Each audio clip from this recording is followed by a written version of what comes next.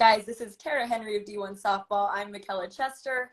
We're going to break down two jam-packed weekends of college softball action. I mean, we had the Clearwater Invitational, the Mary Nutter. Tara, I believe you were at both. I was at am I both. right? I was on the East Coast just a week ago and then just got back from Palm Springs, the Mary Nutter. So two of my two favorite tournaments of the season, and just happy I got to watch a lot of softball. So can you tell us from your perspective what the environments were like? I was watching the OU game.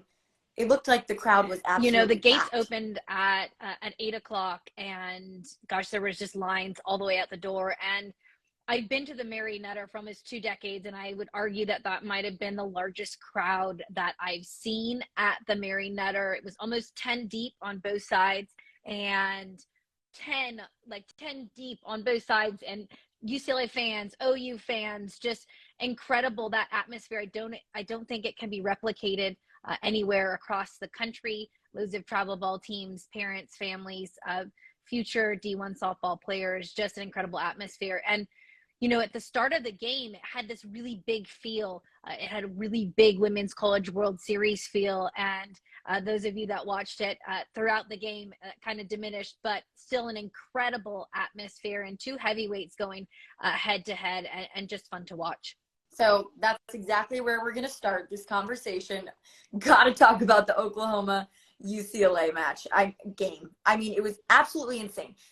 Oklahoma's offense exploded. It looked like how they were last season with Jocelyn Allo. I mean, do you think that loss to Baylor was just what they needed to wake the beast? I think so. Crazy. And, there were a lot of fans and people concerned with the Sooners. And, I can tell you something. That is a team, 1 through 9, that is tough to deal with. And I'm not going to lie, the first 2 weeks of the season, I got to watch them in person, and it wasn't the same OU team. And I do think that the Baylor loss kind of woke that squad up, and they came into the Mary Nutter hungry. And I wrote about this. They were hunting pitches, and it was incredible to watch. And it had that feel of OU softball, and they really played well throughout the weekend. And what I was really impressed with is the pitching staff. I don't think Alex Storako is getting enough credit for literally holding UCLA, one of the most explosive offenses this season, to 3 hits and 0 runs. She threw a shutout. Even more impressed, no free passes, and she had struggled with control in the past. So for Alex Storako to come out and do that on that type of stage, I mean, that's why she transferred from Michigan. I know she got a lot of heat transferring over from Michigan, but those are the moments that young players that are probably watching this live for. And what an incredible time to do it, for her to step up for her team and work together with Kinsey Hansen to get that W for the Sooners. That was literally going to be my next question. They went with Storako over Jordy Ball to start the game. I was just going to kind of ask you about how you think that dynamic's going to play out for the rest of the season. The Bruins had seen Jordy a significant amount of innings, so I wasn't surprised that Patty went with Storako. And again, I think Patty put some of her arms in positions like that to see if they can handle the cooker and get them prepared for the postseason. Now, Alex Storako in her own right at Michigan had a ton of experience, but that environment, like I said, thousands and thousands of people watching in Palm Springs, she stepped up for the Sooners in a big way. How about Megan Faremo? I mean, that inning where Oklahoma just went off for 4 home runs, 2 of them were off of Faremo. I was so surprised to see it. She came out with really early command. I remember you tweeted about it. You were like, she is on. And then all of a sudden, Oklahoma just went off. I think how did they do that? It's really good for young athletes to know you can't miss over the plate to a good hitting team. And, Faremo, she throws a lot of strikes, and she throws the ball hard. A lot of true strike hits, a lot of 2-strike counts, and really we're making her work. But I can promise you this, Megan Faremo is a competitor, and she's going to take that game. She's going to learn from it. And I want everybody to mark this date and see what happens again when and if possible, the Bruins make it to OKC and have that rematch, because, I'm guessing the Bruins have a little bit of a sour taste in their mouths this morning and are going to use that as fuel to keep going. Can you pick a player of the game for Oklahoma? Tiara I'm Jennings, going with Kinsey Kinsey Hansen. What do you Hansen. think? Just 2 weeks after having emergency surgery on her, she had her appendix out, for her to have 2 home runs, 5 RBIs, 6 home runs on the day for the Sooners. Actually, the Cal Bears had the home run record for the Mary Nutter tournament going into that game, and the Sooners surpassed them by 1 home run after that, 6 home runs against UCLA. So I'm giving that to Kinsey Hansen, and also because she worked in tandem with Alex Sirocco. All right. So I want to now switch away from that game. Florida. Let's talk about them at the Mary Nutter. They kind of struggled out on the West Coast. They went 1-3 on the weekend when they were the number 3 team in the nation. UCLA run ruled them just 2 days before the loss. What do you think about the Gators I know that after this the weekend? Gators had a tough travel schedule coming over from the East Coast. They had various airport changes and arrived late, and it looked like it. The Gators just look a little bit sluggish, couldn't really get anything going on offense. Now, they were missing Skylar Wallace, All-American Skylar Wallace. She was back home due to illness, but there just was something not clicking there, and they really struggled in the desert. And we'll go to UAB this next weekend, so we'll see if they can figure out what exactly is happening with the Gators and see if they can get back on track. All right, so another team I wanted to bring up, and it might be one of the surprises so far this season, Cal State Fullerton stood out to me a little bit this weekend. Are they the real deal? And then I also want to bring up Oregon. Same thing. They had 2 big comeback wins at Mary Nutter. So how much do you think we should value those I was wins from able this to weekend? watch Cal State Fullerton in person, and Kelly Ford is doing a great job. Not only did they look good, but we talk a little bit about their pitching staff, and Danielle O'Toole, for those of you that know Tooley, I think she's done a nice job there. They've got an ERA as a pitching staff before the weekend under 1, but it's a trio with Mika Sutherland, Haley Rainey, and Racy Miranda.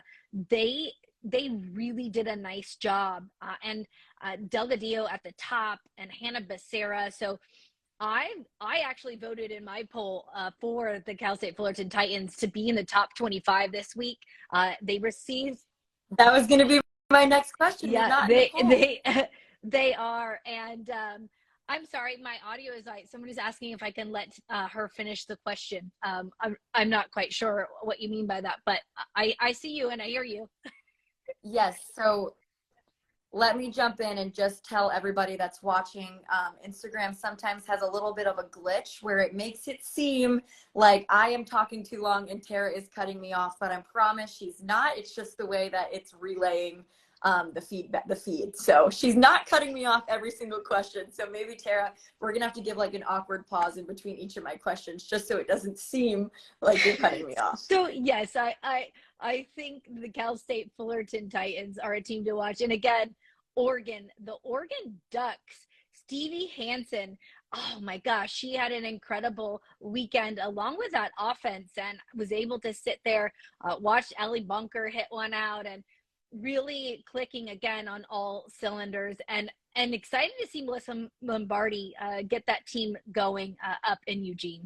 What are your biggest surprises so far this season? Is anything really catching you off guard from where the team started with your preseason top 25? It was funny. I think before this weekend, the biggest surprise would have been not OU's dominance, but that kind of, I think we've gotten past that this past weekend. And in terms of the surprises, I really think that it's a tough, when you look at the 11 through 20, I think it's really anybody's game. And I would argue that the parity in the sport, it's incredible to see. So I think we're going to have exciting regionals and postseason play heading into the Women's College World Series. So I'm excited to see who that upset is going to be. Is it going to be, maybe it could be a San Diego State or a Cal State Fullerton. I think the teams playing out west are having a pretty good go in this first couple of weeks. Okay, Tara, how about a top player update? Who has been really impressing you this Gosh, season? Sydney McKinney out of Wichita State. I mean, she's hitting 708 on the season. That's not just for the weekend, which she was hitting almost that. So Sydney McKinney out of Wichita State. Nairi Kennedy the freshman out of Stanford. Really impressed with her. She hasn't given up an earned run in 30 innings pitched. And then, of course, Maya Brady just getting it done for the Bruins. So of those three, really impressed with what I've seen. And then, of course, basically the entire OU lineup yesterday. Any one of them. Okay, lastly, I want to go through some storylines. We always break them down at the beginning of the season. Do you have any new ones now that you've seen 2 weekends full of some crazy softball and non-conference matchups? You know, I think it's interesting. I've been able to watch the Bruins, and I think that freshman class has been really incredible for UCLA and how they develop and how they grow over the course of the season. Clemson, I know we talked about Clemson in the beginning and John Rittman. Are they going to make it to the Women's College World Series for the first time? I mean, sure looks like it with Valerie Cagle and Millie Thompson and what they're doing over there in Clemson. And I did talk about Tennessee as well. I think Tennessee, they're starting to hit the ball, and they've got some viable arms as well. So three things that we talked about, I think, when we first had this interview, you and I. So just keeping my eye on that. And the rise of the Big 12. Are we seeing the SEC diminishing a little bit? Is it just because they've been beating up on one another? Is the Big 12 going to be a Pac-12, Big 12? What is it going to be? And I'm excited to see what we get at the Women's College World Series this year. That's good that you mentioned that the SEC. Alabama dropped a little bit. Another one, ACC, Florida State dropped a little bit. How about those two teams? I mean, they didn't take a huge dip in the D1 softball top 25 poll, but they did a little bit. So why are you guys keeping them in the mid-range? Yeah, I would like to see sorry, am I waiting long enough?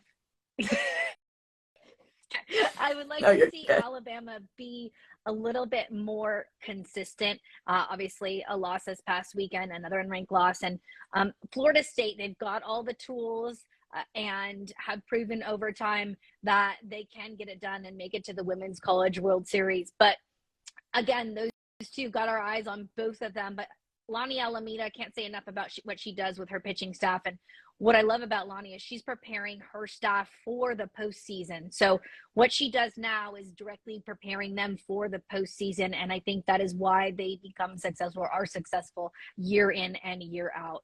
The Seminoles, another one to always keep an eye on. We just got a comment. This may be one of the best Women's College World Series to watch this year. I agree. I think so. It's shaping up to be that way. And, you know, we say it's going to get better and better every year. But again, like what I spoke about earlier, those teams that 1 through 25 even, they're really well matched. And I think we're going to see a lot of upsets heading into the postseason.